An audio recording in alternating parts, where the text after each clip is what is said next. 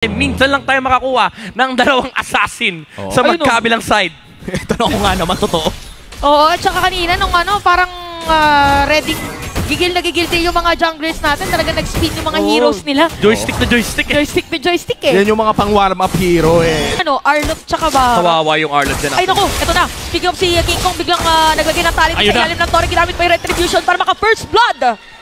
Nung muli na second skill nung Ruby, tapos biglang ulti. Oh, Gem! Masakit kasi talaga yung damage doon, pero kita naman natin, nag-detone as welcome para makapag-secure sana ng kill, pero mababaliktad yata ng Echo dito. Sanford buhay pa rin, pero King Kong kasi secure yung pagong, habang si Gem, pipilitin na umalis, pero magkakapatayin lang din naman. Saji, another kill para sa kanya. Makakatakas naman ang kunan ng Ito yung first kill niya sa minions kung hindi niya nakikita kung nasaan ang assassin. Wala nang gisingan to, boy. Oo, hindi na nakatakas pa. Pero buhay pa rin. Naihatid pa kayo mga players dito. Mga third round kill, pero patay na si Escalera. Habang ang target hindi na si Carl. TZ, walang energy yung Funny. Pero masasonahan si 4D dun sa may middle lane. Men, kamunti ka na pero nakakuha. Take down King Kong. Pero Escalera. Si Escalera ihahatid dito sa mga players ng Onyx. Kaya naman makakuha ni Kill si Kelra. Pero ma-flicker dito na welcome. Boom! Makakuha pa dito yung pagong. Tapos papasok na rin dito si King Kong. Kelra is at double kill para dito sa ating laban. Onyx right now, feeling this mid lane turret. Si Sanji kailangan na mag-back. Grabe, kanya-kanyang the moves.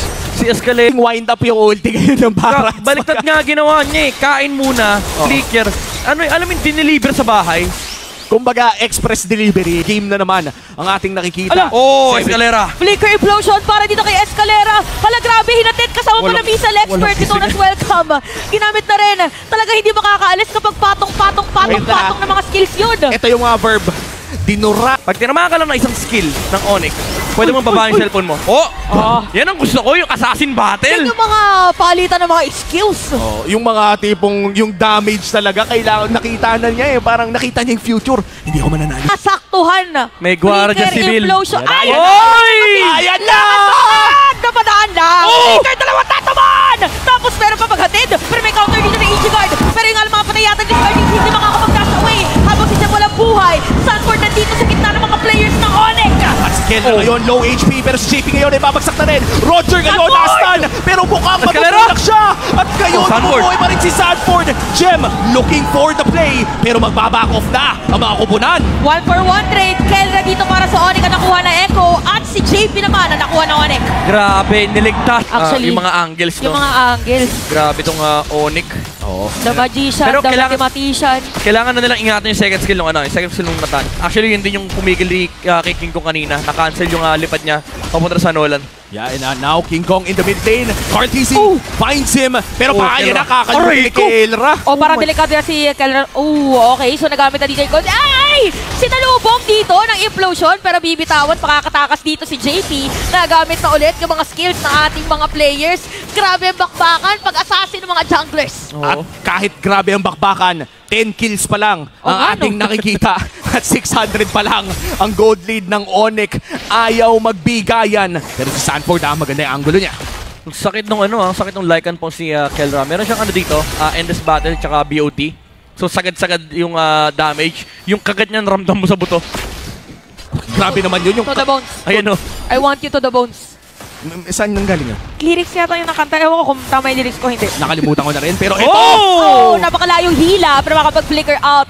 Dito si Jem. So nagamit ang ilang mga spells habang si Sanford. Eto, nakita ko na si Kelra. Teka, si Jem na lang pwede targetin natin. Pero implosion, JP ang target nila. Meron pa dito EG na gagamitin. Kaya naman JP is coming down. Tapos merong mga walling na ipapakita dito si King Kong. Habang si Kelra, eto na yung wolf form. Patay lang din naman dito si King Kong! Nahanap siya ni Carl TC, pero ito na si Kelra. The Filipino Savage goes at nakuha niya ang dalawa. At ito na nga ang isa lang na natitira para bumipes. It's gonna be Sanford, pero pa silang minion wave. Pwede bang tapusin ng Onyx itong laban? I think endable. Endable. Super Prince humaharap na. Is this the 7th sweep for Onyx? Kelra! At hindi na nakaabot pa Luke at Kelra. Tower lang ang kailangan nila. At gagana pa rin ang mahika. Onyx tuloy-tuloy ang pagabante. 7 sweeps para sa Onyx. At tuloy ang win streak ng Onyx Philippines. Oh my goodness, definitely welcome to the new age. Welcome to the second half of the regular season. 14 straight games ang pinanalo ng Onyx Philippines.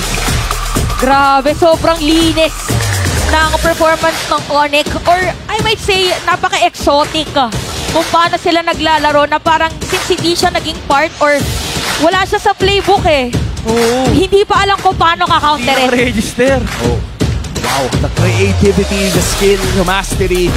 For 14 games, as you said, Midnight, tuloy-tuloy ang pag-aarangkada ng Onyx Philippines.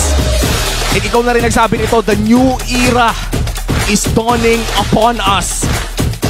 And I guess it's safe to say at this point that it is truly Onyx time. Pero palakpakan pa rin natin ang Echo sa kanilang pinakita in this wonderful series against Onyx Philippines. I mean,